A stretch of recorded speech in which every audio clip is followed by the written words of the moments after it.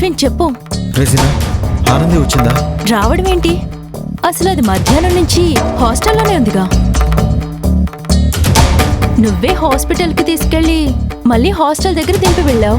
హాస్పిటల్కి తీసుకెళ్ళింది నేనే, కానీ ఆ తర్వాత నేనే వేరే పని మీద బయటికి వెళ్ళాను. తిరిగి వచ్చి చూస్తే అప్పటికే ఆనంది వెళ్ళిపోయిందని చెప్పారు.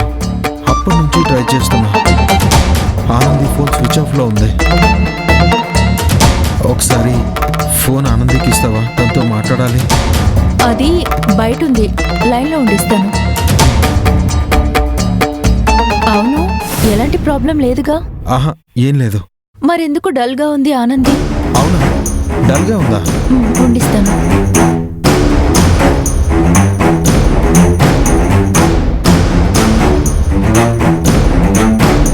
ఆనంది, ఏ ఆనంది,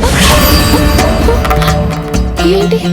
ఒక మనిషి వచ్చి పక్కన నిలబడి పిలుస్తున్నా వినబడనంత కనబడనంతగా ఏం ఆలోచిస్తున్నావే? ఏంటి వచ్చావు? విషయం చెప్పు.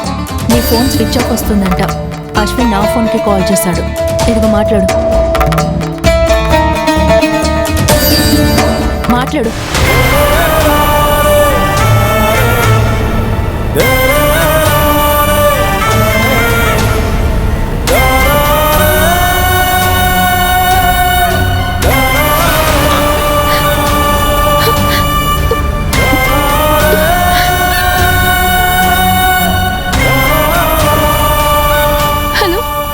ఆనంది, నీ ఫోన్ ఎందుకు స్విచ్ ఆఫ్లో ఉంది?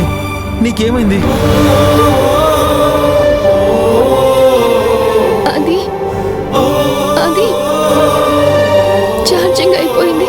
హాస్టల్కి వచ్చాకైనా ఫోన్ ఛార్జింగ్ పెట్టి నాకు కాల్ చేయొచ్చు కదా ఆనంది.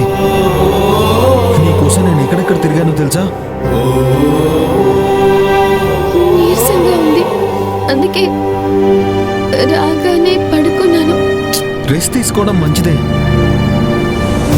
అవును, డాక్టర్ ఏం చెప్పారు?